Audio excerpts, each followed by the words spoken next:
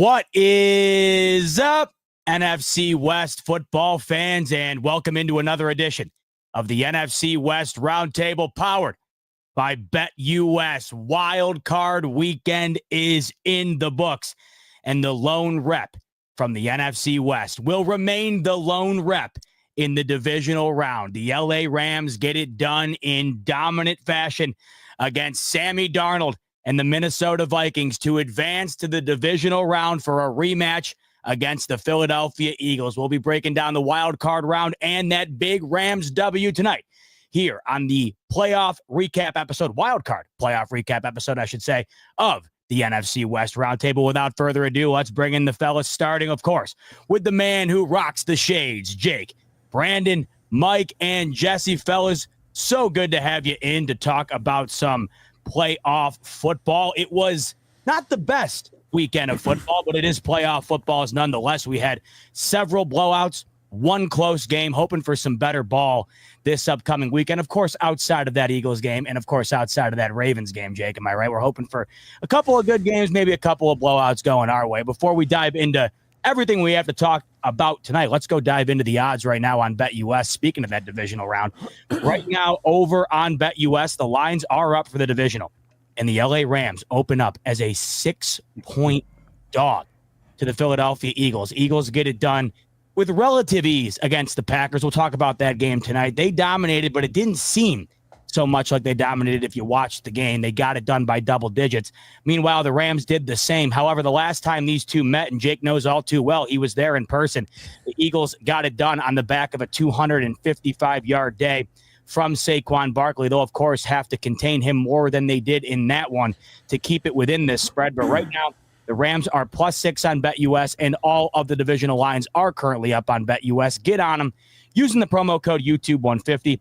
That'll get you 150% sign-up bonus, up to $2,000 on your first deposit, 125% bonus on your next two after that. All right, fellas, let's dive into it. The Rams capped us off last night, and they had gone into that game as a 2.5-point dog. So the game was obviously supposed to be in LA.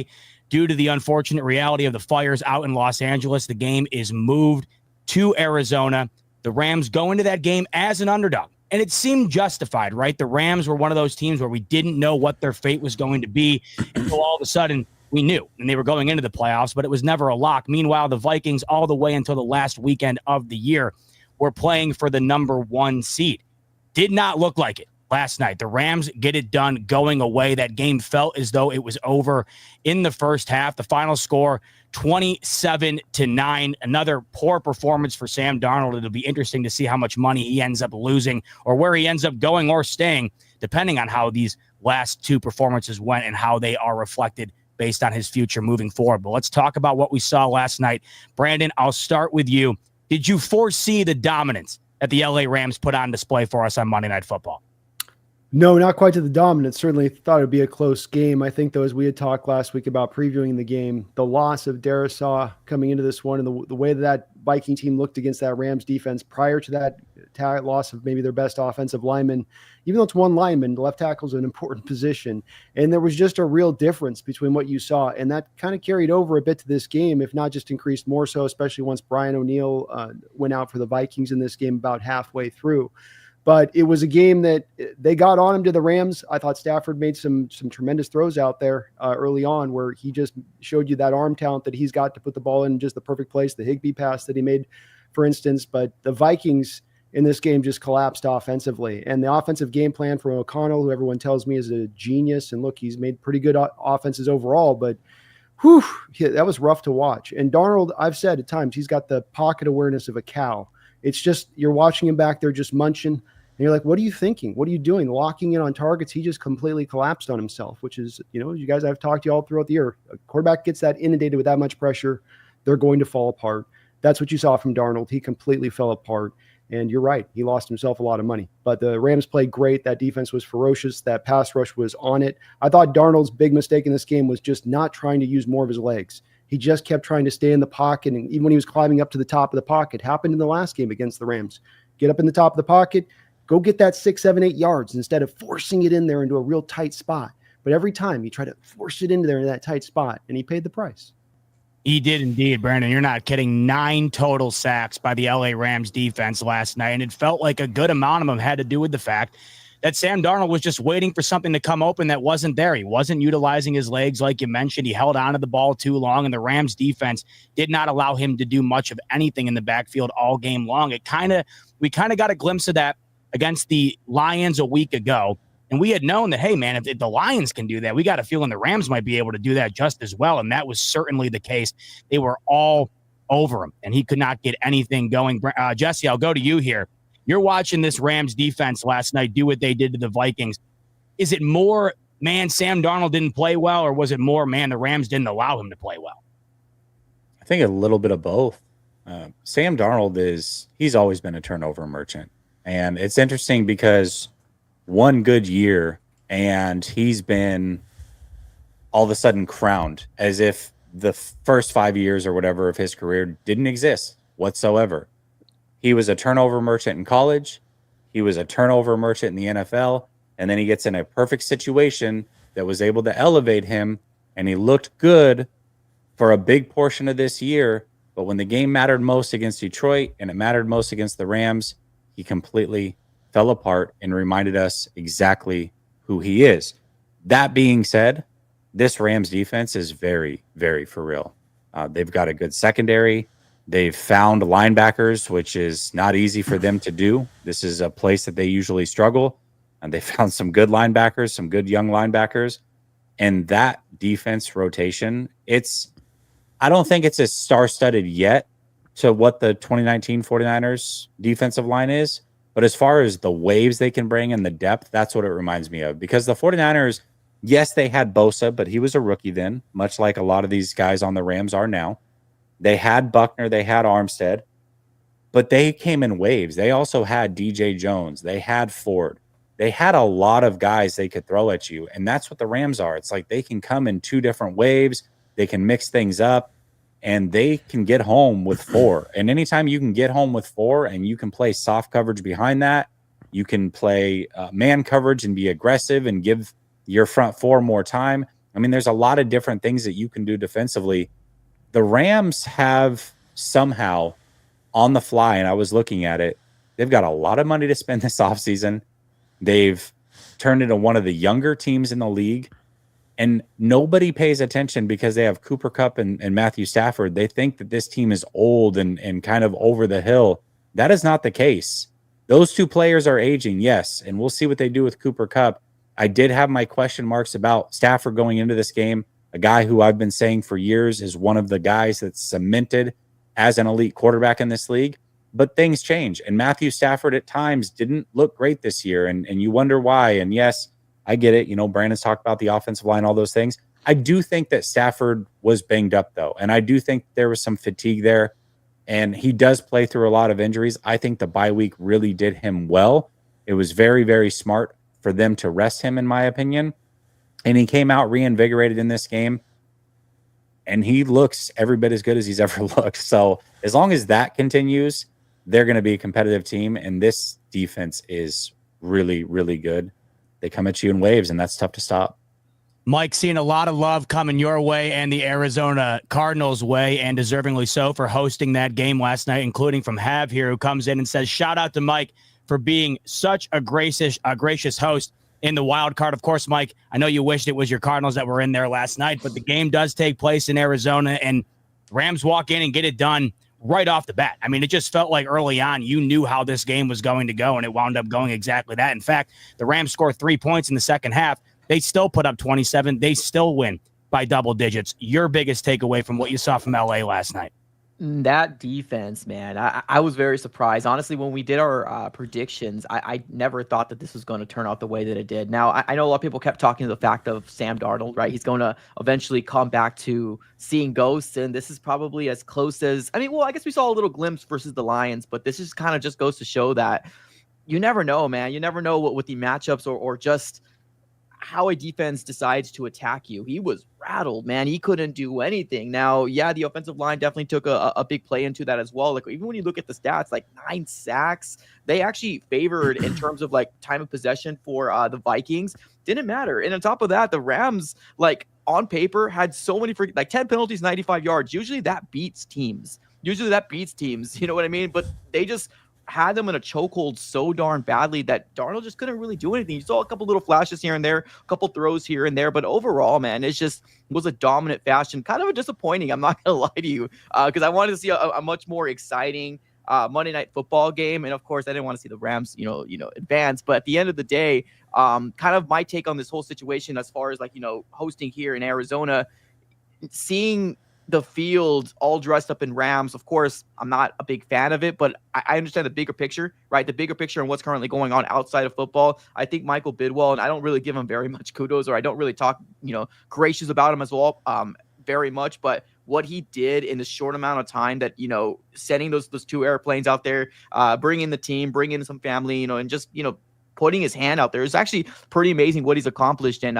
trying to make the Rams organization and team feel at home. It's actually pretty darn cool. But going back to this game, one big thing, I'm curious to figure out how Sam Darnold's going to be able to maneuver if he's going to be a starter next year. Like, obviously, it probably won't be with the Vikings, but it probably will be smart to stay with the Vikings. But do the Vikings want him? We don't know, man. That's going to be one of the biggest exciting things coming into this offseason here in terms of where he goes. But the Rams defense looks legit, man. Versus Braden Fisk, they are scary, young. I'm worried about them, their defense moving forward. But yeah, overall, dominant fashion. Congratulations to the Rams. I don't say that very often, but honestly, Rams and Jake, and congratulations to all the Rams fans in the chat here. You guys deserve what happened. You deserve it, man, because you absolutely beat a team that I thought was a lot better than they were. But in the end of the day, the better team won. So congrats. Jake, you remain confident in these Rams all year long, but let's assess really how we got here, because it wasn't easy. These Rams were down and out early in the season, injury after injury. There was a point in time where it just seemed like this season was going to be a loss, but they started to get piece back by piece. They were mounting wins, and towards the end, when it really mattered the most, they got it done. Now you go into this game, you lose the home game, which of course is the biggest advantage of winning your division. You lose the home game. And not only that, but those who are living out in LA obviously had lineage to those affected by those fires. You have to pick up, fly out to Arizona. On top of that, you have to play a team that had won 14 games, coming off their most embarrassing loss of the season. You'd have to think they'd be fired up because of it. And you had already beaten this team once in the year. It just felt like there were so many things stacked up going against the Rams, and you would never have known it after watching a 60-minute football game last night and how they carried themselves. How impressed are you with what your LA Rams were able to do in the wild card round here? I mean, I expected them to win this game before and after all that happened. And before I even get into that, I am going to echo exactly what Mike said. I mean, the Arizona Cardinals, I don't want to hear any Rams fan giving that organization shit. Team store stocked with Rams stuff at their stadium. They covered up the dope red zone sign in the red zone.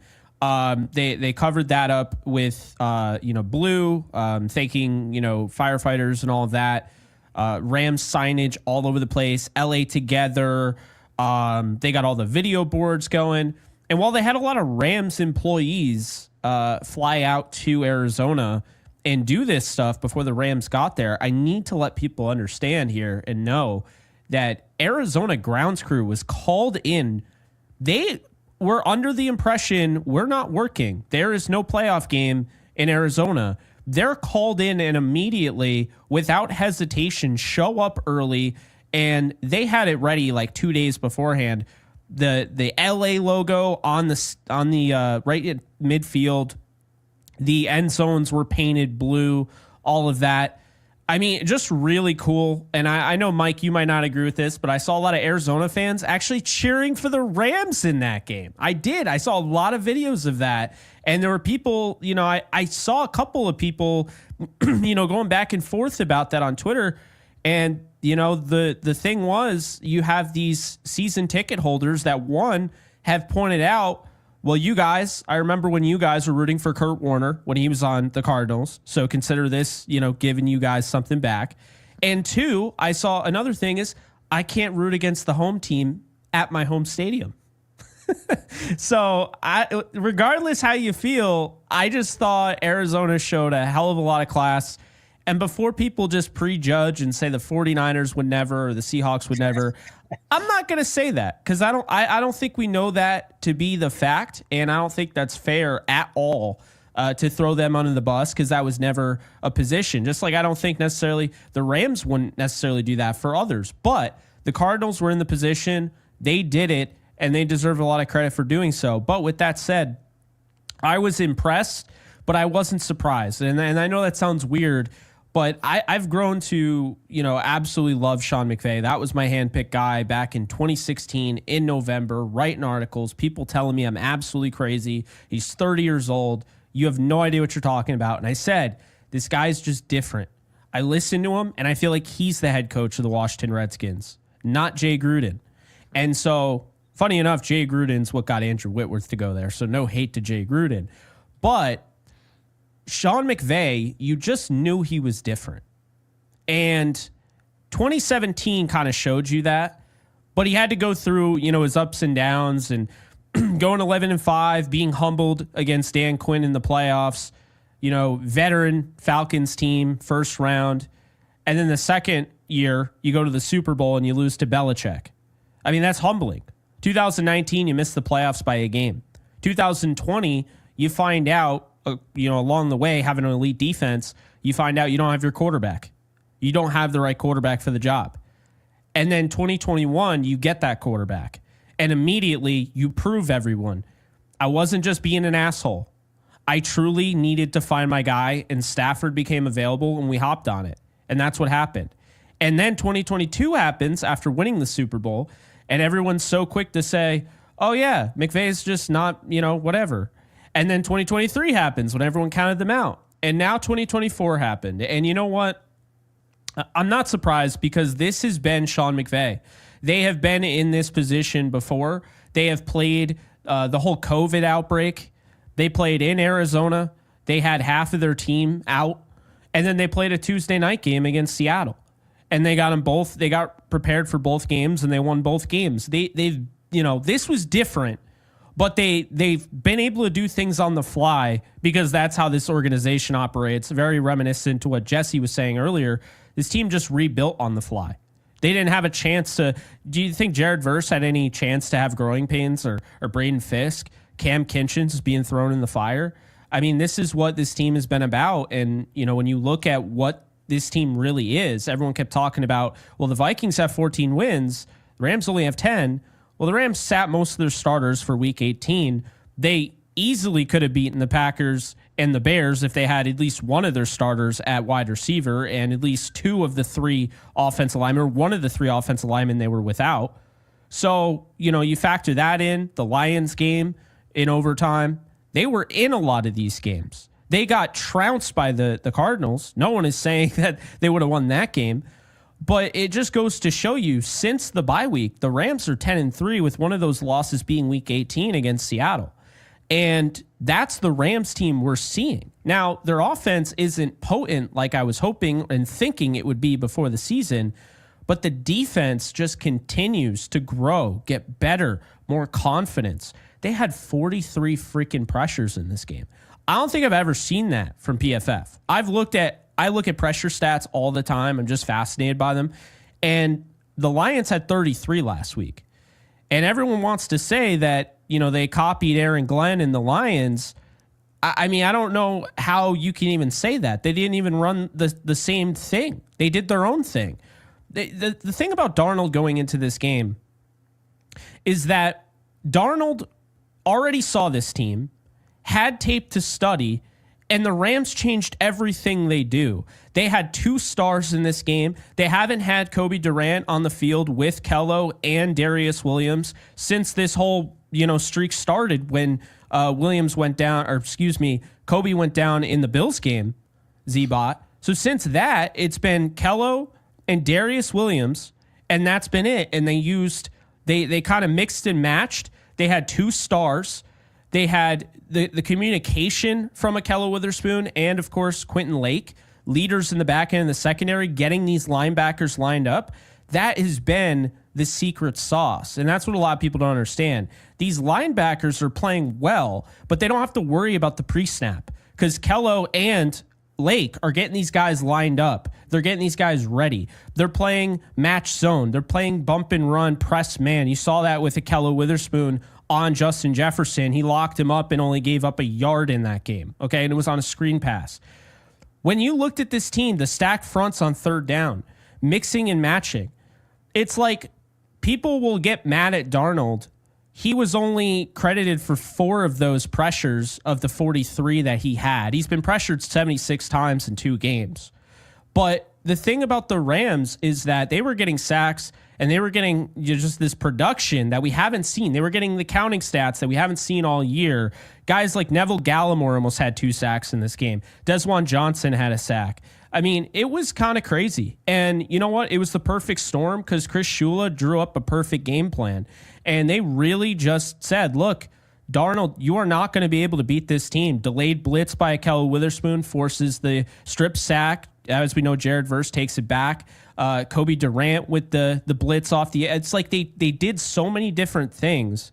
And there was just no way Darnold would go to his first read, blanketed. Go to his second read, sacked. And then the plays, and this is the thing people don't talk about, the plays where he was holding on to the ball, there's nobody downfield. If you watch all 22, everybody is blanketed. The Rams just did it all from the top in the secondary to the bottom in the defensive line. The defensive line gets the credit, and rightfully so, but we also always neglect, or not all of us, but some people neglect what the secondary does. And I thought the safety play was excellent. The corners were excellent. The linebackers were excellent. It's just an absolute master class from a rookie defensive coordinator who is finding his stride. The Rams in the last 4, I want to say meaningful games, but I don't want to offend the Seahawks and Brandon because I'm not trying to take anything away from you there. But the last 4 meaningful games, they've held teams under 10 points. And the last 3, they held them under 10 points. And you know what the growing thing was? Well, they're not going to do it against the Vikings. Now they just did against the Vikings, who are a top 10 offense, and people are like, well, they're not going to do it against the Eagles. We shall see. But the reality is that this defense is night and day what it was now than it was before the bye. It really did feel like this game was won primarily by that Rams defense that you just did an exceptional job of telling us what they did in that game to get the Rams to that victory. And that, of course, includes that 57-yard fumble return for a touchdown, the 9 sacks, but also holding the Vikings to 1 of 4 on 4th down, also getting an interception. But let's go on the other side of things here, because you mentioned the Eagles. We know how things went the first time the Rams played these Eagles, and it felt like, I don't know if the sample size we got against Detroit from Minnesota is big enough, but it just felt like the rails were coming off a bit for these Vikings. In terms of talking about the Rams offensively here, if you were to look at the box score, you would not think the Rams won the game the way that they did, right? 2 of 10 on third down. They only ran 51 plays to Minnesota's 71. They had less time of possession, 10 penalties, which was 5 times the amount that Minnesota had.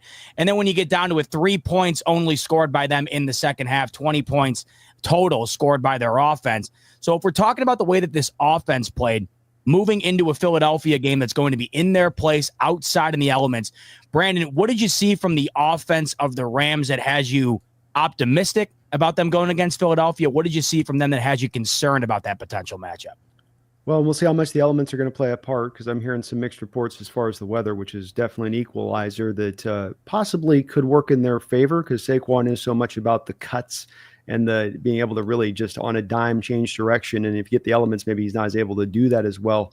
But I think the thing that stands out about the Rams that they've done throughout this year offensively that carried over to this game is that they do not need to be effective to stay with the running game. They will stay committed to it, even if they're only getting the 3 yards in a cloud of dust. And I don't know about the rest of you guys out here, but I felt like throughout this playoff in the first round, you really did feel that it's a different type of football game in the nature of how teams really stay with the run and are happy to just get that 3 yards. That 3 yards is actually very helpful. A game like the Washington game, for instance, where you saw them able to just times lean on the clock and drain the clock. And if I'm looking for the pathway to victory for the Rams offensively in this one, it's not as much about Stafford making pretty throws. It's about them really having a high number of carries that they're giving to Kyron in this kind of game. And as tough as it is, I know, to run against that Eagles front, and it is, that you stay with it like they do and you just stay on those 3 yards, you get yourself into those third and shorts where the Eagles can't run as many games. They can't just lean back in deep zones.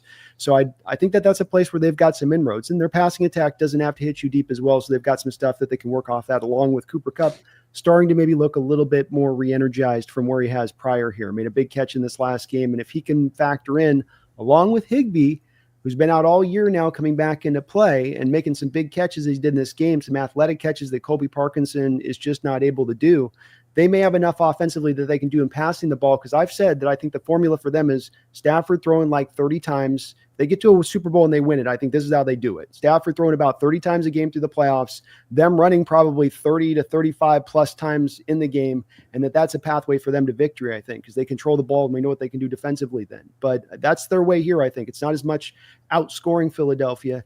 It's just controlling the clock, being efficient, putting points on the board every drive a little bit, all like your Bills do, where it's touchdown or field goal. There's going to be points every drive when we go up the field. And that'd be their pathway, I think, offensively. Jesse, is Higbee playing?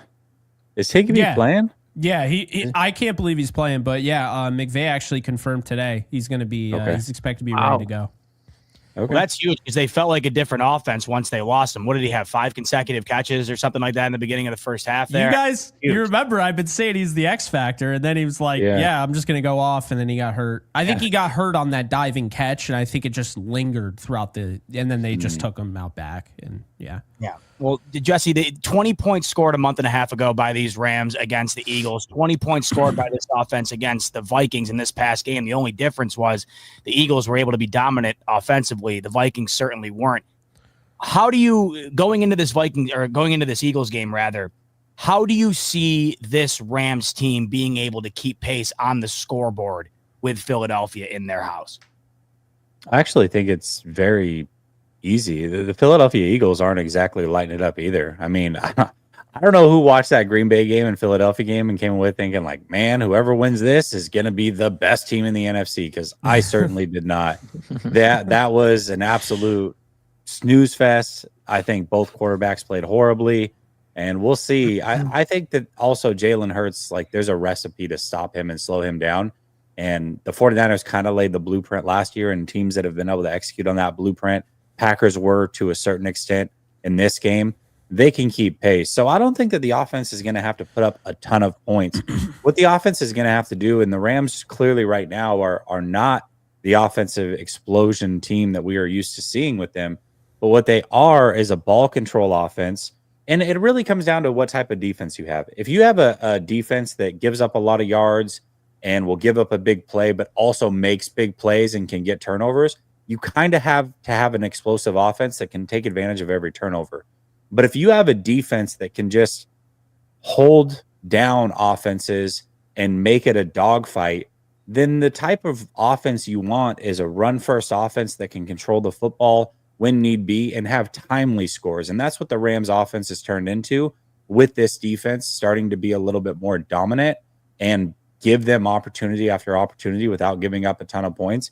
I don't see this one being high scoring, and especially if there is weather that we're going to factor into this thing. I mean, I think that 23 points easily wins this game, and it might not even take that much. So I don't know that the offense has to be dominant in order for them to win. Another question I do have, though, is Akello going to play? Because that is massive if he doesn't. He is going to play. Okay. Well, There you go. So you mentioned the elements. That is, I mean, obviously we saw it with your Niners against these Rams, Jesse. Of course, those elements were brutal, and that is what led to that game sort of being brutal. Both offenses couldn't get it going because of that, of the weather implications in that game. I had heard a stat earlier that the Jets game that the Rams had played earlier in the year, that very low-scoring game in which the Rams won, that was the coldest game that Matthew Stafford had played since 2020. This game could end up being right around the same type of temperature. I don't know how much you want to read into stuff like that, but I guess it could be something. Mike, you're looking at this game going into it from an offensive perspective, because I think we've seen from the Rams, we know that this defense right now, it seems to be the strong suit from the offensive side of things. What do you need to see from the Rams this upcoming weekend to get it done against Philly?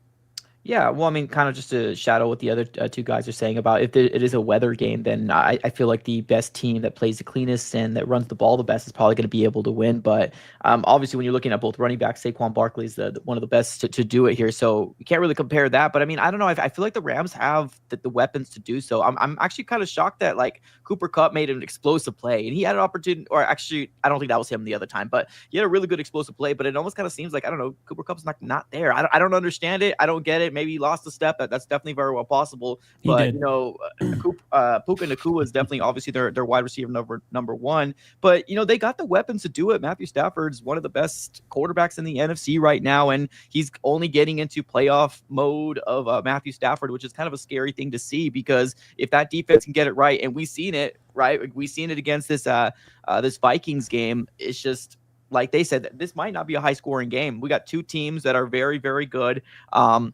It might just take 23 points, just like Jesse said, but they got the weapons to do it.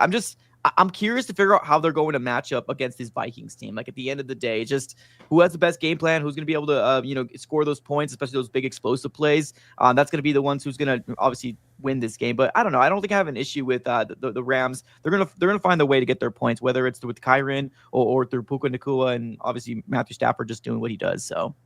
Jake, I'm in a similar boat here with you, where the divisional round here, the Bills have to go against a Ravens team that destroyed them earlier in the year, 35-10. You're in a similar boat as well, where you got to go against a Philadelphia Eagles team that really got the best of your Rams. And in both these scenarios, Derrick Henry and Lamar ran all over Buffalo, and we know what Saquon did against the Rams in that game with over 250 yards. Crazy. What's different about this game? I know you, and this is kind of what I've been saying in terms of Baltimore. You're not going to stop Saquon. You're not going to stop Derrick Henry. So you have to rule that out. Anybody can just say, oh, well, you got to limit them. Well, yeah, good luck limiting the guys that were over 2,000 yards or damn near at 2,000 yards this past season. So outside of just, the obvious and having to limit what those guys' impacts are on the game, what is different in your opinion about this one that gives the Rams the best chance to win? Yeah, it's really interesting because like when I went back, and I mean, I've been probably an obnoxious level of going back and rewatching parts of this game on tape, just because I honestly, being at the game kind of threw me off and totally had me forgetting that this team, the Rams, were knocking on the door to make this a one possession game in the, I believe, third quarter, towards the end of the third quarter. So yeah, then they end up missing the field goal, and it just kind of snowballs after that. And there was a fumble in that game. The thing that I will say is, whether it's fair or not, because you just have to find a way to play without your tackles. You have to find a way to play without a guard, or, if you're missing one guy, it's not a great excuse. But the way I watch this pass protection and the way I watch the run game when Rob Havenstein is on the field, it's night and day. And their record without Rob Havenstein is scary bad. So the good news is, the difference is that Rob Havenstein will be at right tackle this time. The last time was Warren McClendon Jr., who gave up the most pressures of anybody on the offensive line. In addition to that, Tyler Higbee will play. Obviously didn't play that game. Ahkello Witherspoon wasn't used until the final 5 minutes of this game as really a starter. Like, they just benched the guys. It went out of hand, whatever. He is now a starter that they're relying on. And he's out there because his communication skills. I mean, he's getting guys lined up. He's doing a lot more than people realize. And also, I mean, he's been doing a great job in coverage. But then you have, in addition to those three factors, you go to the Eagles side of the ball. And the guy that blew that game up has not played since, because unfortunately, we talked about it. I felt so bad for him. Brandon Graham, he's done. His career's over. He said this would be his last year. He suffers a torn, I think it was a torn bicep, and he's out for the year. And that's really unfortunate.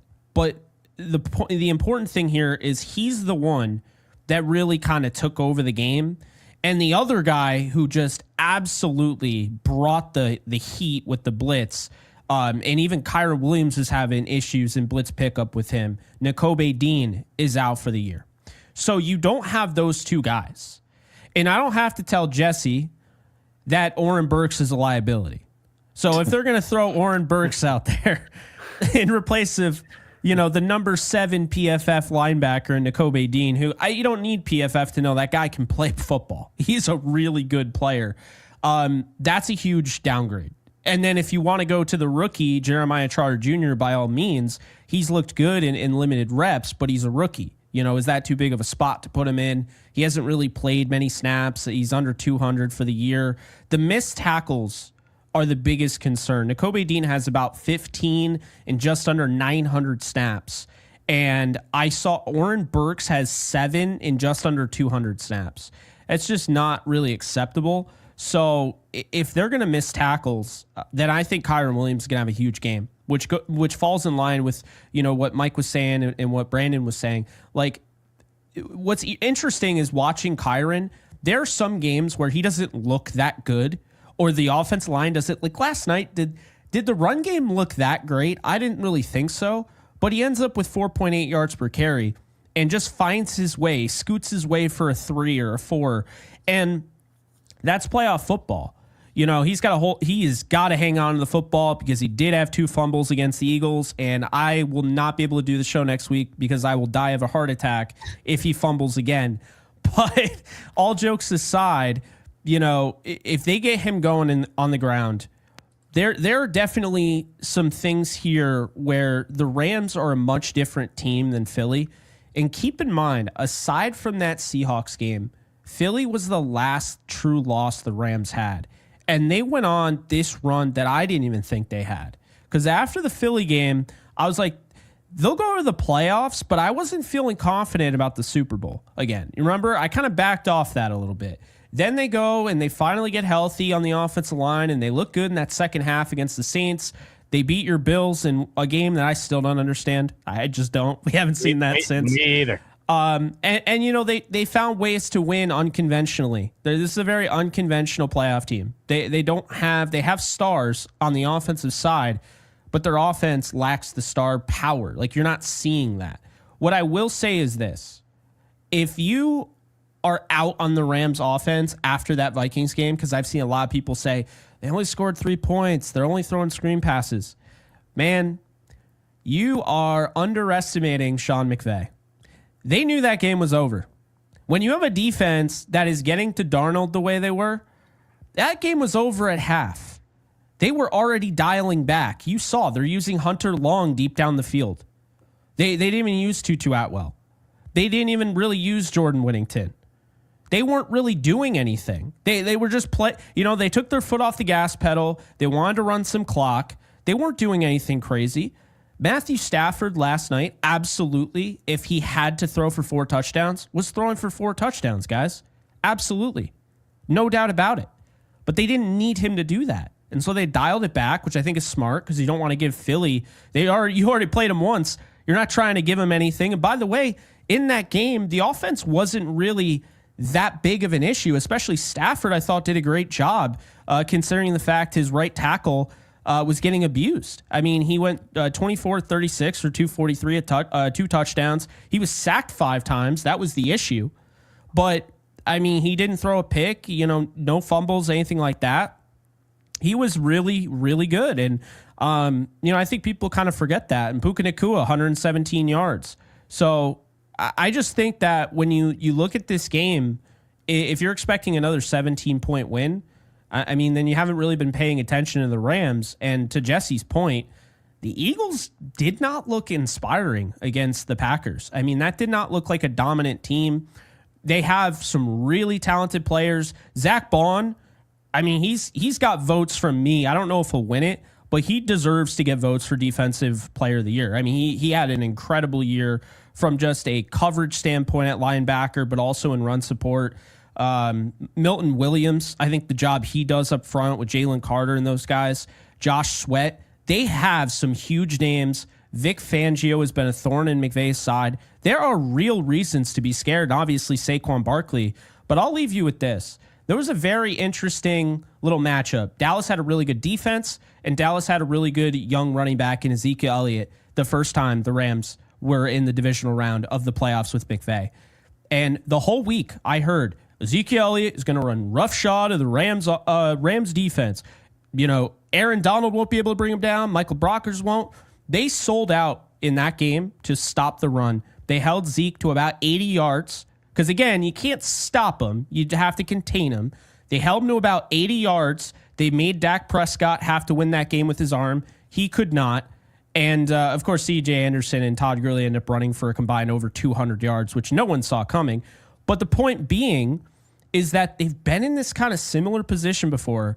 Big-time running back, big-name running back. Media's going crazy. He's going to blow up the game, everything. And they sold out and stopped the run. They sacrificed, I guess, the pressure that you might have gotten on Dak in that game, and it worked. I think they're going to do something similar. And I think people are going to look at the 9 sacks and expect them to go crazy. And I just don't think that's how they feel they can win this game. I think they're going to win this game by making Hurts throw the ball and making sure he doesn't take off and run on 3rd and 15 like he did, and make sure they keep Saquon away from 255 this time. We'll have a lot more to talk about when it comes to that game in our divisional round preview episode coming your way later this week. Can't wait to dive into it. Some amazing games coming our way in the best weekend of the year. But in the meantime, let's get to your super chats. And as always, we have plenty of them, starting with Ruiz, who says Jesse buying top tier forks, I think. Yeah. Best D line in the league. I think we got a ram in there. Remember, for the longest time, I kept thinking that was a sheep. So we got Jesse buying top tier forks. Rams best D line in the league. There we go. Yeah, well, they certainly looked like it on Monday night. There's no question about it. Jake coming in. Hard to focus with all this aura Mike's got going on. No doubt about it. What's up, Jake? I found myself a bit distracted myself this evening, Jake. I'm glad Mike's aura continues to rise to the top of these super chats each week. That way we can get reminded if you already had forgotten, which is hard to do, by the way. He's just missing a ski mask. Dave coming in. Called Ram Stomp. Jesse adopted me. What up, guys? You signed the papers, Jesse, huh? Dave's officially yours? Yeah, I was doing a show before this, and he said, "Hey, I don't have any family. You can adopt me as family." I said, "Bring it in, big fella. We're now family members, so I've adopted him. It's official." Yeah, I love it. Well, it feels like the NFC West Roundtable has adopted Dave this entire season. It feels like we've loved having you aboard, Dave. No question. Jason coming in. I wish I had a romantic partner that held me like Sam Darnold held the ball last night. Holy moly. Yeah, I was interested in what you said earlier, Jake. So you had said PFF had only graded 5 of those pressures as the fault of Sam Darnold? Yeah, I'm going to look it up now to make sure I have the exact number. But I thought I saw 4 out of 43. Wow.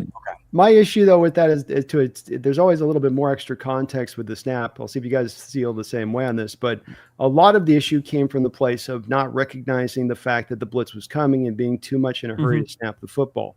And so he walks up to the field, doesn't survey anything up ahead of what's happening in front of him, just gets his head down, locked in on the snap.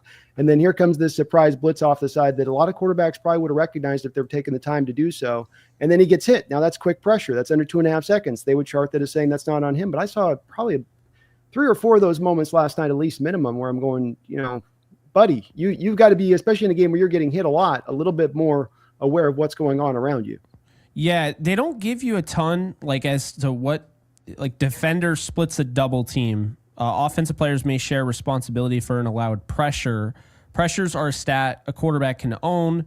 The report considers plays where the offense allowed pressure. So they gave Darnold 4 pressures and 3 sacks of his own making, which I think is definitely fair. Not all the sacks were on him, but there were times where he held on to the ball too long. And it is one of those things where, the secondary is just absolutely just killing it.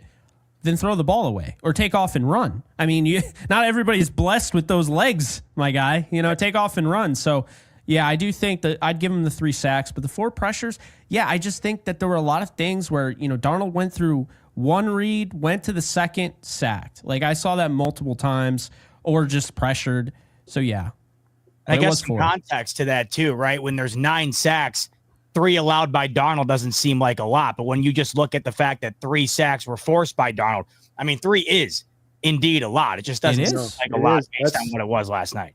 If you're high on the high side is 20%, as they track that stat throughout multiple other quarterbacks in the league. So he's at 33% for the night on that. That's definitely on the upper crust side of things, just regardless of the pressures.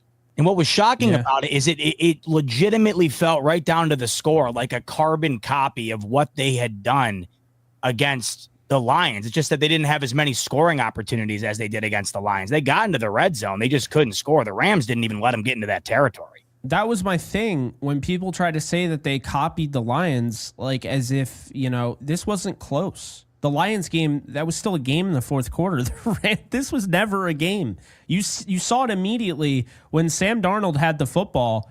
You just could tell he was not comfortable. And what they were throwing at him, the different coverages and, the disguise and, oh, yeah, we're going to have this, like the hello delayed blitz when he triggered. That was, by the way, all on him. That wasn't actually a delayed blitz. He was supposed to cover Hawkinson, but he noticed Hawkinson chip. He chipped off the line, and when he ran into the defensive lineman, it was like Kello had that quick trigger where he was just like, I'm just going to take off, and if he gets rid of this ball, we're screwed. But if I get to him, I might be able to knock this out, and that's exactly what happened. But there was a lot of that. The Kobe Durant, I mean, that's insult to injury. You get sacked, and the next play you throw a pick to the same guy that sacked you. Brutal. This league's incredible. Both of those were on him. Both of those the plays were on him. By the way. That was brutal. I don't know how you don't. To your point, Brandon, I don't know how you don't check out of what you were doing, because you could see Kobe was cheating. It happens. The quarterbacks get hit. They do this. They start getting up to, and they, for whatever reason, don't do any cadence. There's no hard counts. It's just get the ball snapped as fast as possible, which only makes things worse because now the defense starts to figure that out, and they're timing the snap count with it. But it's like a weird thing I've seen with quarterbacks where you get a game like this, and like you said, he's got that shell shock look on his face when they go to close-ups of him, and you're like, uh-oh, we got a problem here.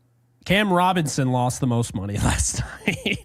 I don't know. Donald lost at least probably 15 mil off that 45 he was projecting. Cam Robinson lost a long-term deal. Like the last 2 weeks, he's given up 21 pressures. Who is paying him? Yeah, no way. The Vikings have now become one of the more interesting offseason stories. It's amazing how you can win 14 games, and within a 2-week time span, it means absolutely nothing. No one in that fan base gives a damn about a 14-win season after what they put on display the last couple of weeks. And what's crazy, they did this exact same thing a handful of years ago that resulted in Daniel Jones getting a long-term extension. So if you're a Vikings fan, the incredible frustration, it's one thing to be a mediocre team back into the playoffs and then lose like you did last night. To win the way that they were all year long in the toughest division in football and then lose like that, man, it's pretty remarkable. But that's why sample sizes matter. And when you have one good year in Darnold and a bunch of other really mediocre to bad years, then you get 60 million thrown around out there. Let's see what happens in the big spots. And I think we kind of just saw what happened in the big spots the last couple of weeks here. Dave's coming in. Jesse could narrate stories like Morgan Freeman. 0% chance that could happen. I'd like to see that. Maybe you could narrate a Christopher Walken film for us one of these times. That'd be perfect. Brandon could. I got you. Feed me more. Hey, they don't have the cap space. Jesse Brando, help. The Rams do. Yes, they do. Rams They have got about cap 45. Yeah, But they've got cap space this offseason. a lot of flexibility too. Indeed. And this is an organization that's shown if they decide next year that they want to be hyper aggressive a la a couple of years ago, they will hit those triggers in a way a lot of other organizations might get a little bit weak-kneed to do so.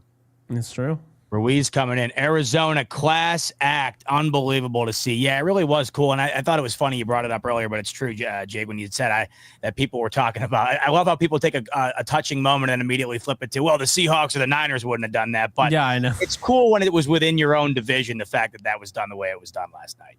People very much underrate that. People are talking about, like, this is a dome. Like, what's going to be the closest to SoFi? Dome, right? So that's why they, and Michael Bidwell jumped on the opportunity. And I know he wanted to kind of get some sort of brownie points for the NFL as well. So he did do a great thing. I'm not going to lie to you. But, yeah, no, he went above and beyond. He did great. It might have worked out. I saw him up there in the booth last night with Goodell, so I think he got at least a couple of brownie points. I'm telling you, man. I'm telling you, that's what these owners do it for. But like I said, I mean, the grand scheme of things is still a great deed. No doubt about it. Feed me more. Give Jesse elf ears, and you have Santa's little helper. Yeah, I'd be a big elf, dude. Will Ferrell. Be a big elf. You'd be elf. Will Ferrell. Feed me more is all over the board tonight. Freddie K coming in. Rams can beat the Eagles, but not an easy task. Kudos to the Cards for stepping up.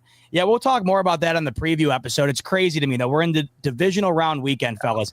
Every single game is at a touchdown spread but the Bills-Ravens. It's pretty remarkable when you kind of dive into it. And it's felt all year like it's really top-heavy and really bottom-heavy. But the fact that we're at the divisional and now all these games are a touchdown spread, I don't know. I mean, McVay in a huge spot, touchdown dog. Like I said, we'll have a lot to say about that when it comes to that preview episode later in the week.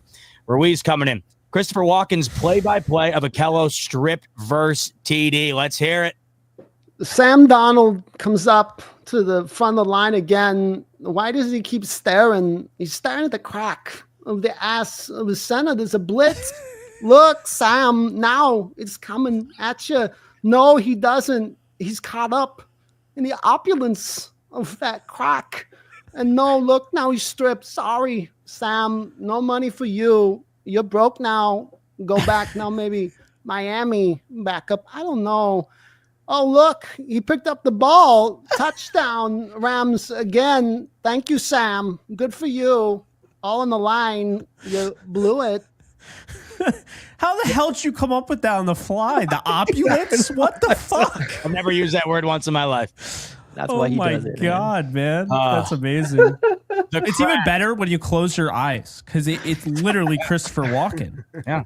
Like The Crack will be in theaters this holiday season. Be on the lookout for that, starring Sam Darnold and Christopher Walken. We have Ramdalorian. Cards fans were classy while we were there. So were there a lot of Cardinals fans there last time? I didn't know that. I mean, there were a decent amount from what I was hearing, because I had a lot of friends that I had a friend that flew out from Montana. I had a friend that flew out from New York.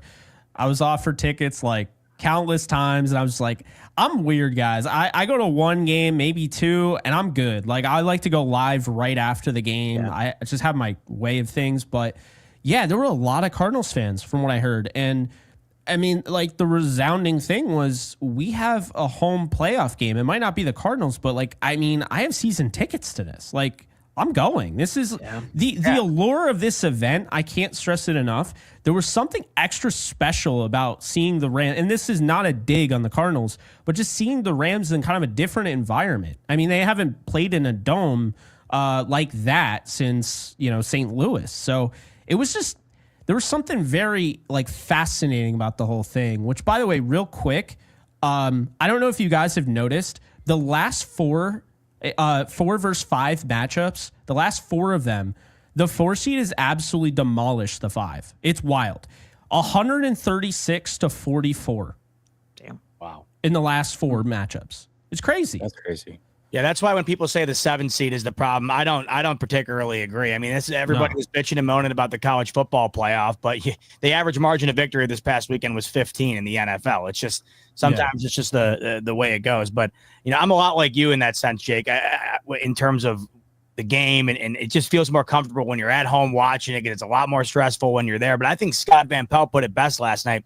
He said it felt like a bowl game, and we know that the Cardinals Stadium hosts a lot of major events. It did seem to have that vibe on television. I mean, it was loud. You would never have guessed that was a makeshift type game at an alternate location. It definitely seemed like the vibes were high. Megan coming in. The Cardinals may be my brother's team, and I am still holding bragging rights as a Hawks fan. After this, I will not talk bad about the Cardinals until next season. That is. Thank you, Cards. You rock. No doubt. Well said, Megan. It's funny. Like, you guys feel it differently, obviously, because my Twitter is inundated with obviously the Bills, but then it's the Dolphins and the Jets and the Patriots. But I'm sure you guys had to have been feeling the outpour of love on your social medias, being within this division last night, seeing what the Cardinals were able to do for the Rams last night in this type of situation. You guys probably had a whole like wide lens perspective on really what was going on. Oh, not at 49ers Twitter. They are busy arguing about every quarterback that Brock Purdy's better than in the playoffs. So I've been following that. I don't know why, but no doubt. I've been keeping an eye on you, Jesse. It feels like it has been, I don't know. It's had to have taken up your entire weekend. It feels like it's got to be every single time you hop on that thing, you got to respond to somebody. I mean, it's happening with So us too. With Cardinals Twitter is happening the same thing as well with Kyler. There's just any opportunity for them to jump. It's not just the 49ers. It's probably bigger because your guys' fan base is bigger, but it's happening with the Cardinals too. So Jesse, was it mainly though because Justin Herbert played like ass and Jordan Love played like ass, and it's more just to prop up Purdy even though he wasn't in the playoffs? Is that kind of what it was? Yeah, it's those guys are choke artists, and Brock Purdy's better. I don't know. Every quarterback that lost, they found their way to like sneak in. Well, Brock Purdy, XYZ, and Brock Purdy this, and it's like, geez, guys, give it a rest. We're not even in the playoffs. Like, I don't understand what's going on right now, but here we are. Somehow, this is the debate. So I had a little bit of fun with it. I definitely had a troll. I said last night, I tweeted out, I guess we'll have to wait till the Purdy's better than Stafford conversation until next week. Yo, I missed that. Did what's his face go after you, Mr. Credentialed Hotshot Reporter? That's why. No, he doesn't. No, He doesn't engage. I know he doesn't. That's why, by the way, the whole Purdy thing is the way it is. He fuels that thing, man. And you got people that just follow him. Jimmy Garoppolo was the same way. I gotta imagine he's a big hand in that. So yep. So that's where it comes from. I've been following that for a while, and it's so funny because like I'll see you and Grant, and you guys get so much shit. And they'll be like, well, he said this. And it's like, no, he's not better than Justin Herbert. Stop. You put Justin Herbert on the 49ers, and we're not talking about 30 years, if you know what I mean. That's what I love whenever someone online says exactly what you just said, Jake, and then someone will make an AI image of one of these quarterbacks in a superhero uniform with the "if" logo on the nameplate. It's like my favorite thing. I've been seeing it all over social media. Hey, real quick, I want to say this too, and everyone's worst nightmare says Jesse is praying his own team's quarterback will suck and Herbert will be great, so he can simply say he was right all along. I don't have to pray; it's just what's going to happen. There's nothing to pray about. I don't. Let me be honest. Let's just real quick, just one word answer. You saw Herbert, how bad it looked.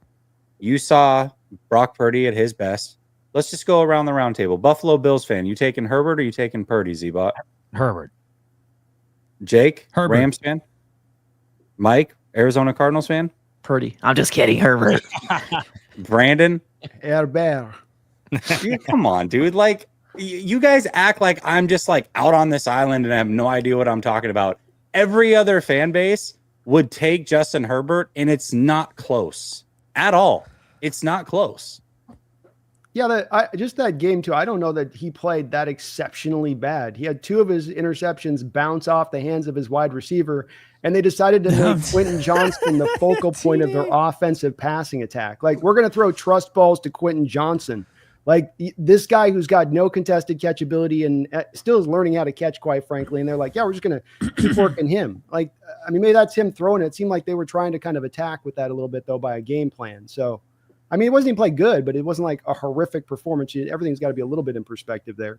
Yeah, he's depending a lot on his rookie wide receiver too, McConkey. Like, that's all he's got. That's all he's got. His running game is very mediocre as well. So, I mean, he looked like Puka. he went nuts. Nah, he went off. He broke his rookie record. It is incredible that TD came in and said this, because as I was about to open my mouth and say, Jesse, I can sort of relate, because I saw a bunch of Tua fans trying to make the same argument about Herbert, because it's always been if Herbert. Because those guys actually could have drafted Herbert. Yeah. Correct. So I saw a lot of that. As soon as I was about to say something, TD hops in here and says, although TD, if I'm not wrong, I think you were leading the opposite train cart on that argument, if I'm not mistaken. He's absolutely trolling right now. He definitely would take Herbert. Yeah. Wait, Tua beats Stanford. What's up? What is Stanford? Stafford. Oh, okay. Stafford. I think we can all agree on that, TD. I was like, next year's I just that game is so over my head. Like, I don't give a flying fuck that they lost to the Dolphins anymore, because they didn't go anywhere and the Rams are in the divisional round. But it's just funny. That was the best, because it felt like every week the Rams and the Dolphins were going to play each other for about a month, because we had talked about it. And remember, in reality, it was really a month down the line, just because every week TD was saying that the Dolphins were going to beat the Rams. But TD, next year, I got and the 49ers too. Yep, and the Niners, no doubt. We got Dave coming back in, and Dave's saying, Jake, he was on your side last night. Had to root against Darnold and for Stafford. What's the hate for Darnold, by the way? I don't know how you could really hate Darnold. I like Darnold. I kind of feel for him, man. 76 pressures in 2 games.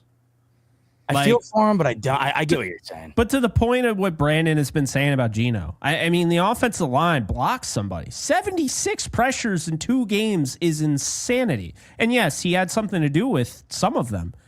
But that means that at least 60, we'll just say, were on the offensive line, which is insanity.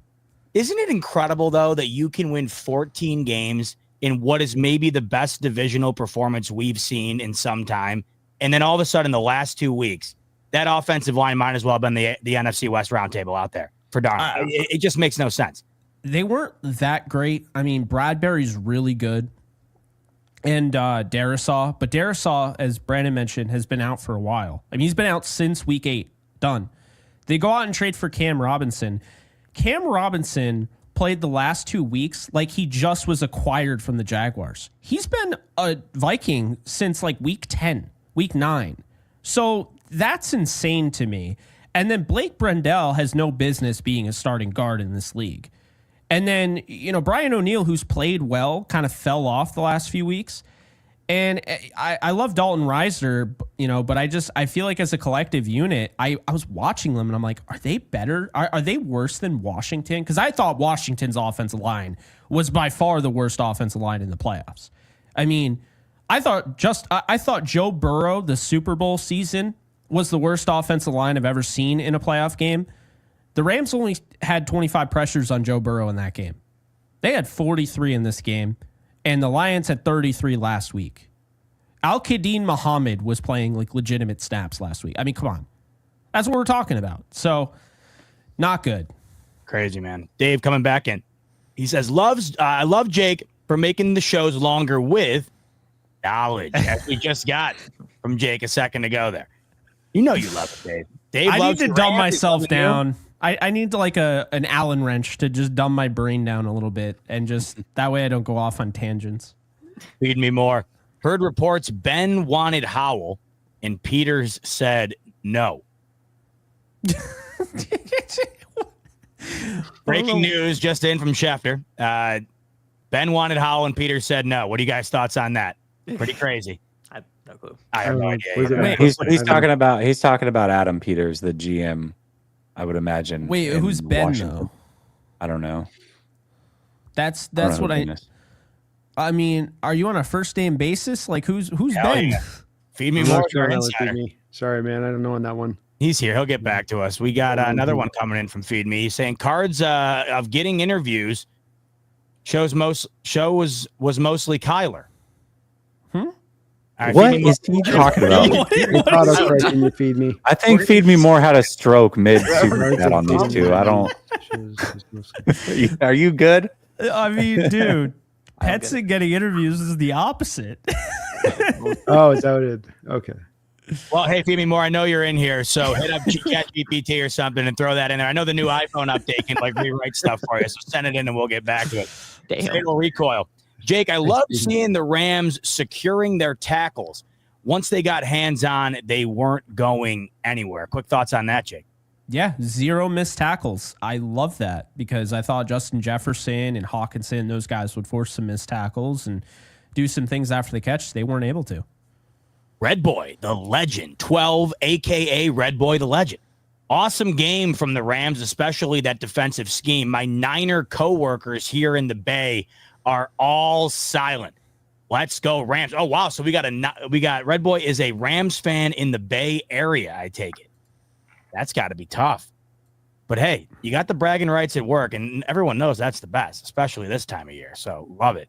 And I think we can't wax poetically enough about what we saw from that Rams defense last night. I'm really hoping we see it again against Philly because I'm really hoping for some good games here. I think we got robbed this past weekend. 5 of the 6 were just snoozers for the majority of them. That Tampa Commanders game carried the whole slate. It was epic. No question about it. Fantastic. I said both of these teams belong in the next round. We should take one of them out.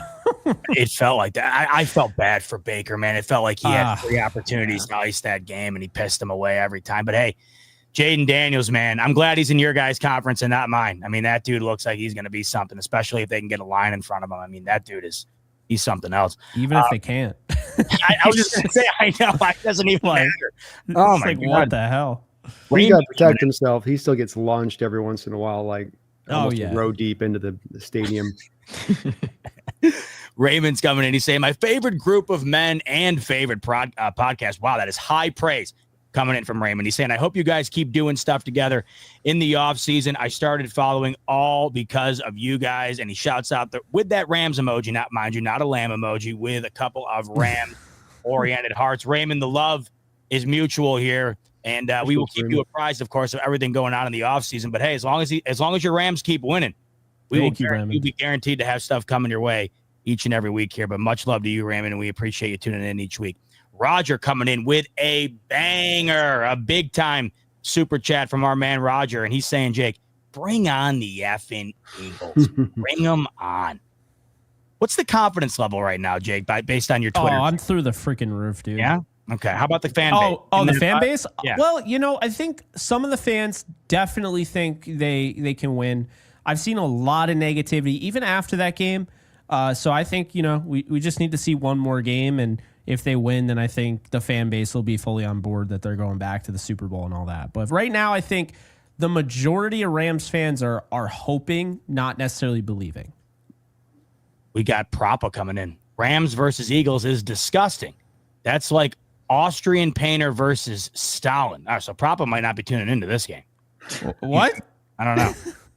I'm not a history buff. I don't know painter. It's a Hitler-Stalin reference. I mean, I'm sorry we can't all be the Bills and Ravens game. I mean, come on now. Who's Propa? Who does he represent in here? Do you guys know? Is he a That's a Niner, I think. Yeah. He's a Niners He guy. might be my side. Yeah. Well, Propa, I hope it's a good game.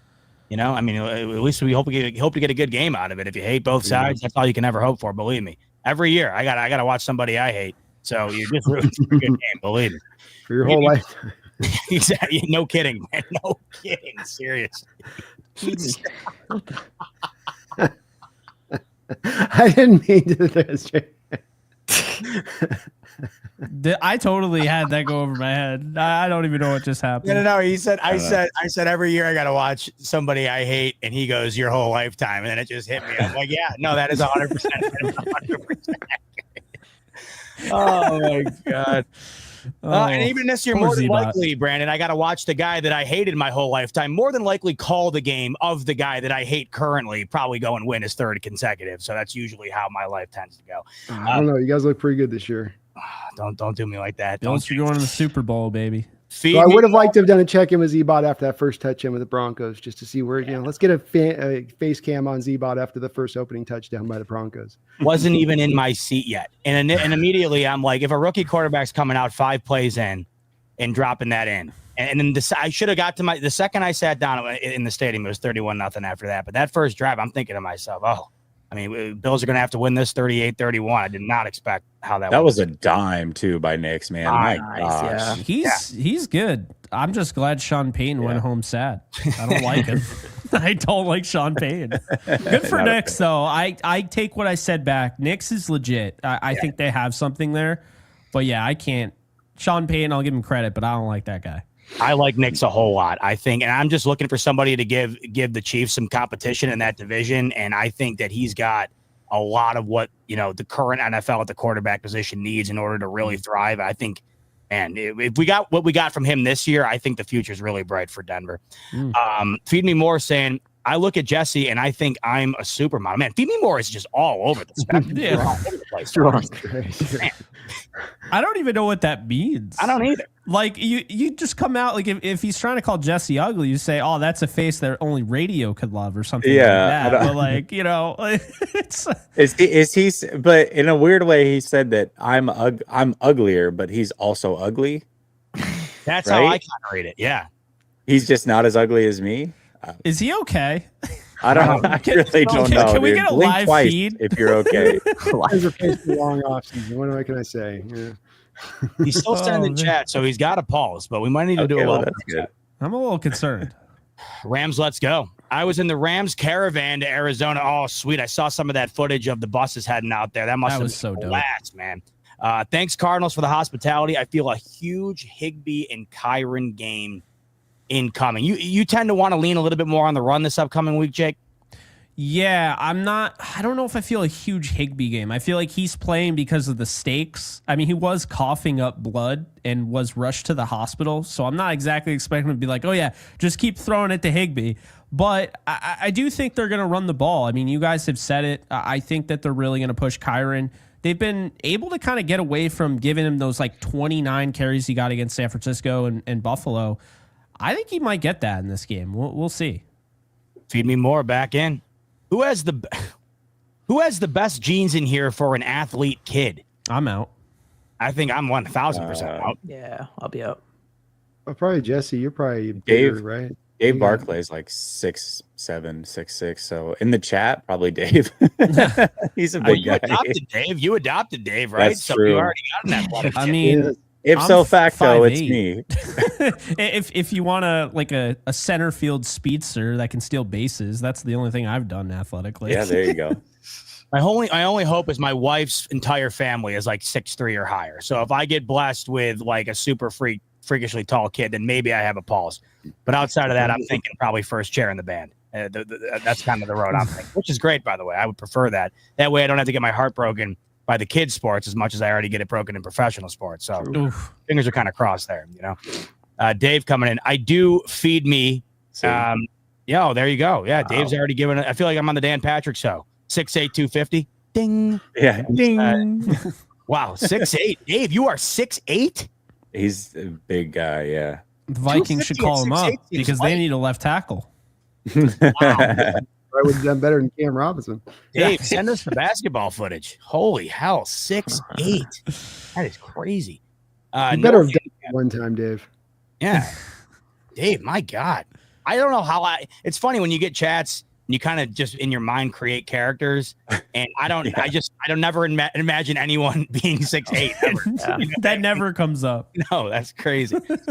No handicap is saying difference was coaching McVay O'Connell. Look, Jake, I felt like O'Connell the last 2 weeks. I mean, he just felt like he was without a paddle, and it certainly seemed that way last night. I love him. I really respect him, but he needs some time. He really needs some time. Unfortunately, he's not going to get another opportunity this time around to have like more experience. I think coaching in that divisional round game, failing or succeeding, I think would have really helped, but. Yeah, it just right now, like this Vikings loss, the reason they're reacting to this so negatively is because, I mean, it kind of puts them into a flux. I mean, what do? You have some aging guys like a Harrison Smith that you were hoping would be able to, win a Super Bowl before he retired. And yeah, it's weird. I mean, obviously J.J. McCarthy, but he hasn't proven anything. So like you're excited about him, but at the same time, he's not like your Lord and Savior. You don't know what he's going to be. He could very well bust. He looks like he's lost 30 pounds too. He is thin. He's a slight guy. 2000 my evaluation coming out. He is not a big guy coming out. That was one of my issues. Yeah, I don't like that. He's got a little bit of that frail thing going for him at the quarterback position, and he's not Jaden Daniels with the mobility stuff to be able to have that frailty, but still be able to really be dynamic with his legs. Jake, Daza's wondering if the Rams can get pressure on Hurts with their offensive line. Well, their offensive line is fantastic, but I think they can. My issue is, yes, if they get pressure, you got to make sure you have guys to clean it up. They got pressure in that Eagles game, in week 12 that I was at, and we saw it. I mean, 3rd and 14, it's like almost if they didn't get pressure, Jalen Hurts was about to make a bad decision. And then the last second, he pulls the ball down, tucks it, and runs for 15. It's like, I don't know if they want to play that style of game. I think they want to keep everything in front of them and make sure that, Jalen Hurts is throwing this football. And it's no disrespect. This guy played in the Super Bowl. I am not one of those people that thinks he's trash or whatever. But it's just, pick your poison. Do you want Saquon Barkley to run for 255 again? Or, do you want to have Hurts be the one throwing the football? And to me, I would rather have Hurts have to win that game with his arm. And if he does, and he's got great weapons, if they find a way to win, you live with it. But you can't live with, Saquon's just really good. No, you can't let Saquon do what he did last time. That would just not be acceptable, would not go over well with the Rams fans at all. I can tell you that much. Well, it feels like they have to limit at least one. I believe that was the last game that A.J. Brown had 100 yards receiving was against those Rams too, right? So they were kind of doing a little bit of both, which makes it even tougher to stop Saquon when you get the pass game going. But like we talked about a little earlier, we'll talk about more in the preview episode. It didn't feel like they had anything going at all really against the Packers. And I felt like if Jordan Love played even a mediocre game, I don't know how that one ends up finishing.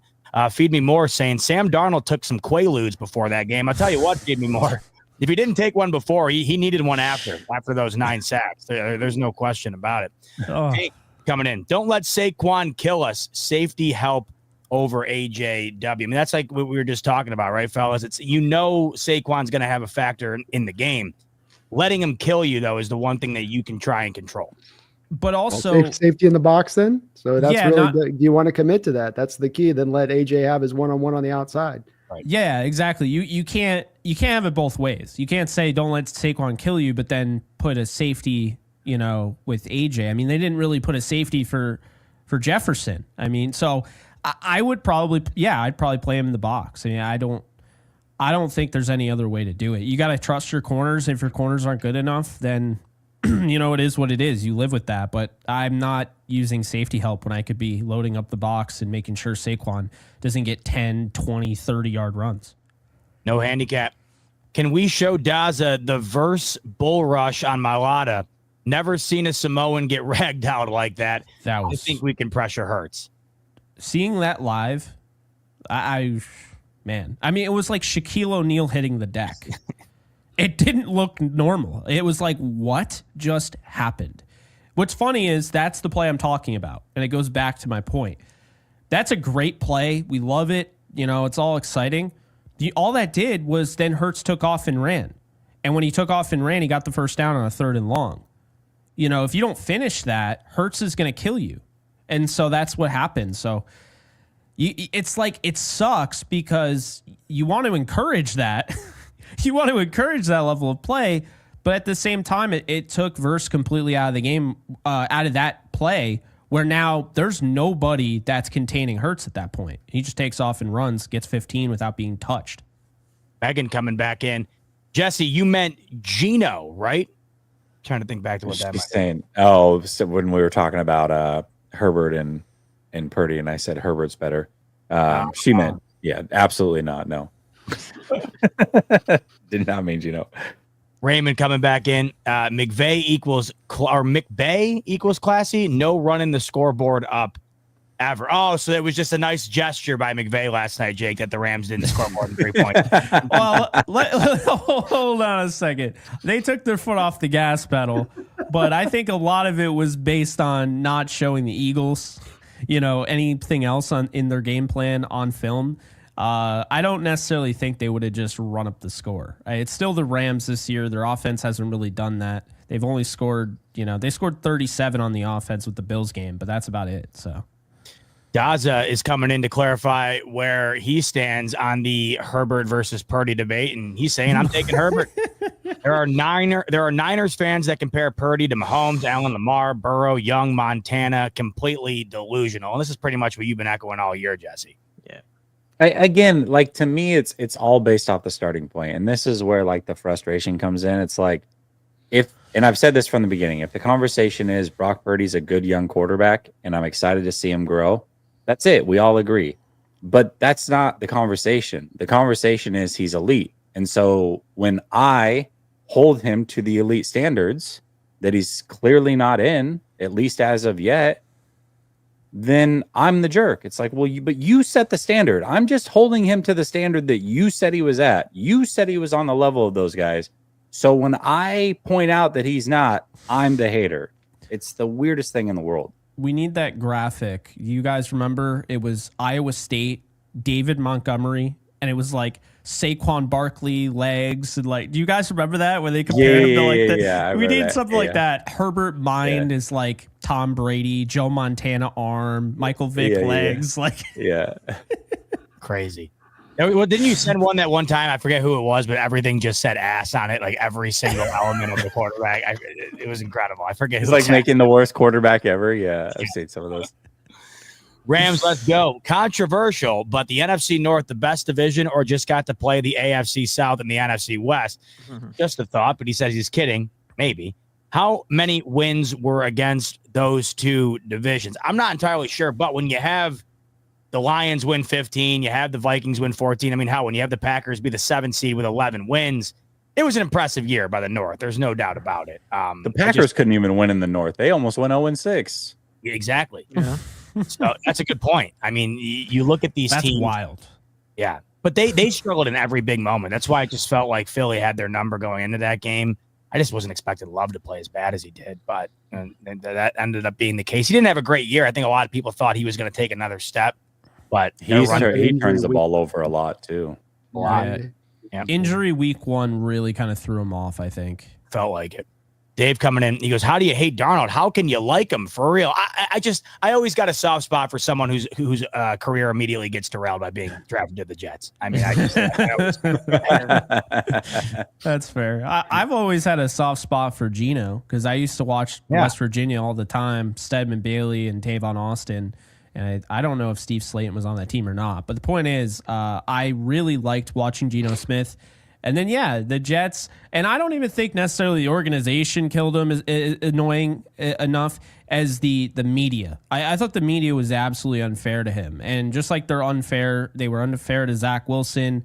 They pushed him out, Sam Darnold. I mean, at some point, you got to kind of look in the mirror and be like, oh, yeah, it is us. Like with the Bills, EJ Manuel just wasn't good.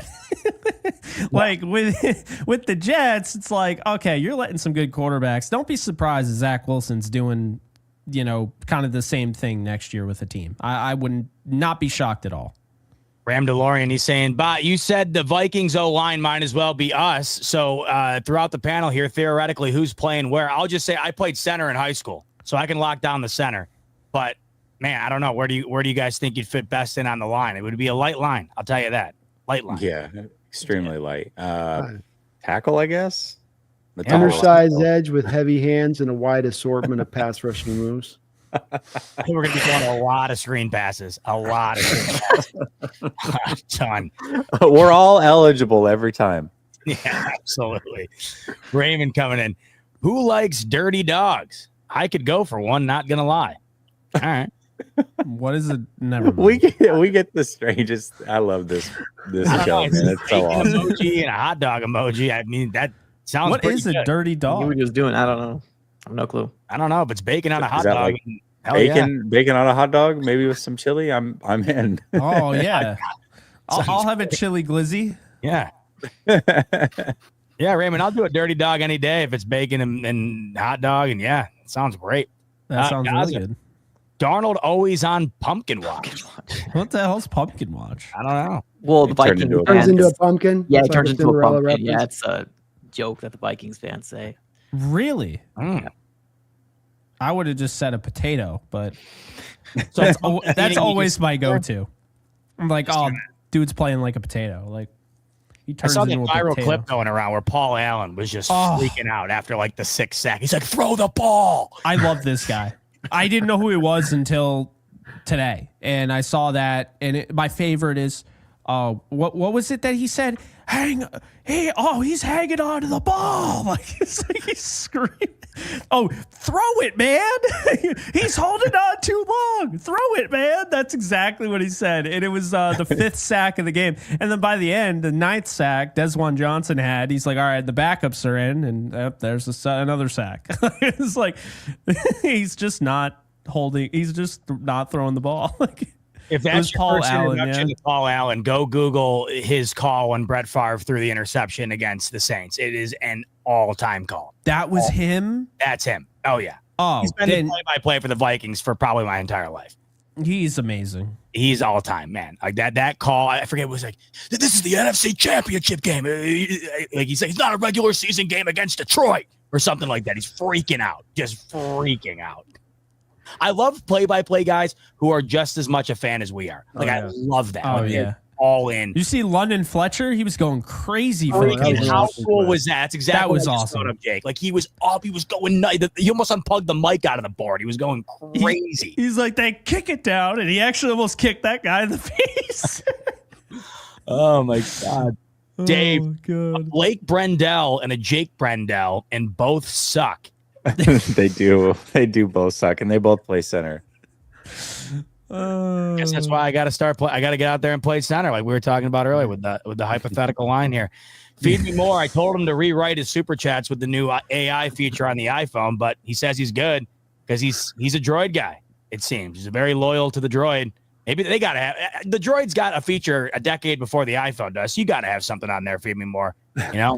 Go and hit that up. Feed me more. Another one. I'm playing the 49er song at my wedding. The 49er song is going to be my wedding. Love that. Your wife let you play that. That's true love. That's a great thing. Oh, man.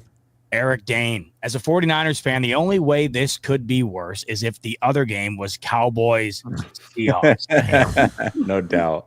Did you guys see Michael Irvin on Cowherd today? I mean, that felt very close to him confirming that Deion Sanders was going to be the coach of the Cowboys. I didn't know. I didn't catch it. I didn't see it. He was dancing around it, man. I don't know. I'm hoping that happens so bad. So bad. That would It not seems work. inevitable. It's like Crazy. Vrabel going to the Patriots. I know. It just goes all the way like inevitability. I don't think that would work. No, that's why I want to see it happen so badly. I think it would be I do great. too. It's such I a don't think Jerry Jerry's Jones doing it hire. whether it works or not. That's not the reason he's doing it. No, Yeah. No. I think that's Got a lot of fact. eyes on him, man. A lot of money. No doubt. Dave, once again, Jake's ma tied pork to him to get the dog to play with. Man, All right, is he stroking out too? Woo! I mean, Oh my goodness. happening? Yeah, it's on tonight, guys. man, Everybody might want to duck. Mike, we got a duck here. We're up next here. Right? Seriously, huh? I'm good, man. wow. All right. All right, Jake. I really need revenge for that Eagles game this Sunday. Let's go. Once again, preview episode coming your later in the week if Dave doesn't continue to send us more of the strangest things I've ever read, but we got a couple of more here. And that's one of them being from Feed Me More. What if Barney, see, this is what I'm talking about. What if Barney the purple dinosaur showed up to hang? What? Why? Oh yeah, yo, sick, bro. Like, come on in. Like, what? I mean, it would be kind of weird if he just popped into our stream yard. It's like, We all know he's been waiting for the divisional round takes. Here he is, Barney. Like, imagine that. You could probably do numbers on that. Increase the numbers. I Like bet. for your interview with Witt the other day, Jake, instead of it being Witt, it was you pulled a rug on everybody. Just talking about it. It's Wit dressed in a Barney costume, but no one knows. Yeah. By the way, he Yeah. did a hell of a job last night, kind of, Oh yeah. serenading the crowd and whatever. I thought that was awesome. He's a special dude. He really is. He seems like it, man. He seems like a really awesome guy. Feed me more. We got that one, obviously. Dave, I hate basketball. Won't even watch it. I suck at it. Dave, if you suck at basketball at 6'8", I mean, come on. You should have been in the gym from the get-go. From the get-go. That's millions of dollars that you just Yeah, I mean, you're in a pool. left. How many people in the country do you think are 6'8"? What do you think percentage-wise? One? Oh, less. Less Gotta than be, that. right? Way less. 0.5%. Yeah. Dave, I'm sorry, man. That should have been it. That should have been it. Should have been you. Could have been the next Victor Wembanyama. Dave saying, I'd smoke with him, feed me. You sound as high as me. I'd love to get you two hanging. We get a multicast with Dave and Feed Me in the same room. Bring them in. Speaking of which, Feed Me more. Give Saquon a blunt and a cigar and let him cook. All right. I don't know if that's going to work too well. Both of them. His game plan leaked right there. Ruiz. Remember, Jake, I got hype. Hurts did escape and convert. He was sitting next to me at the game. Oh, okay. So he was like, oh, and I was like, no. And then he just took off and ran because everybody thought it was a sack. And then, nope. Yeah. Feed me more. PC Principal and Sean McVay are the same people. So PC Principal is the principal in South Park. I don't know what the correlation is to Sean McVay. They do. Maybe they look a little similar. I don't know. I don't know either. I just don't know. No handicap. Rams will play 6-man box and shell the DBs and probably have a star spy Hurts. Our offense has to score, though. Horns up. I mean, all we know is for a fact, whatever worked for Philadelphia in that last game is not going to work as easily. I mean, against Sean McVay, that you can just know that is a fact. Whether they do something else and it works is another thing. But I think that's fair to assume, right, Jake? Yeah, I think probably Quentin Lake will be the spy that kind of, spies Hurts. I don't know if they'll do that the whole game though. I just don't see that. But if they do what he's saying, expect 37, the captain in the secondary, Quentin Lake to be the guy. Dave, but the Trey Lance situation was fair, right? I don't know what that has to do with anything. I don't know. Good Lord. I don't know.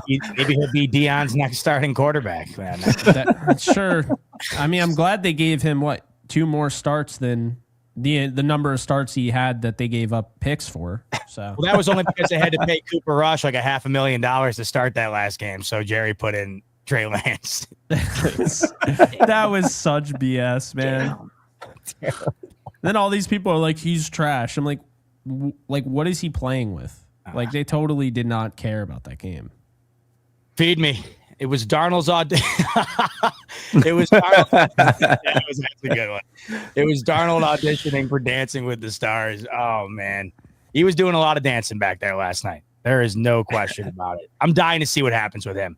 I really am. Him and McCarthy there, that whole situation, it's awfully intriguing to me. Handicap. Shout out Z-Bot. Greatest playoff game I've seen was the Bills comeback against the Houston Oilers. Man. Don Beebe, Andre Reed, bad dudes, man. That's if there's one story in Buffalo, that's the fishtail in Buffalo. Everyone in the city of Buffalo was at that game. You talk to anybody from Buffalo in the 90s, they'll tell you they were at that game. You would have thought the stadium held 475,000 people the way people talk about that game. But my God, yeah. It was a hell of a game, man. The momentum. You want a football game that shows you momentum's a real thing and can shift. And once it starts shifting in a direction, even the opposition is be a real good team in the playoffs can't do anything about it. And that's how the other team felt in the second half, where they were just flailing away because your Bills team was just it kept rolling and rolling and it got faster and faster and faster. Crazy. They kind of paid you back though with the home run throwback when they turned into the Titans. Yep. That was a Z-Bot. too. Yeah, skip the next super chat. That's not acceptable. You got it. No question about it. Feed me more. Is this one acceptable? Jess, you smell what the Niners are cooking? Not acceptable. Skip that one.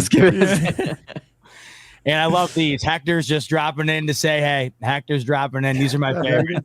I love these. Hector, much appreciated as always. That's going to round us out.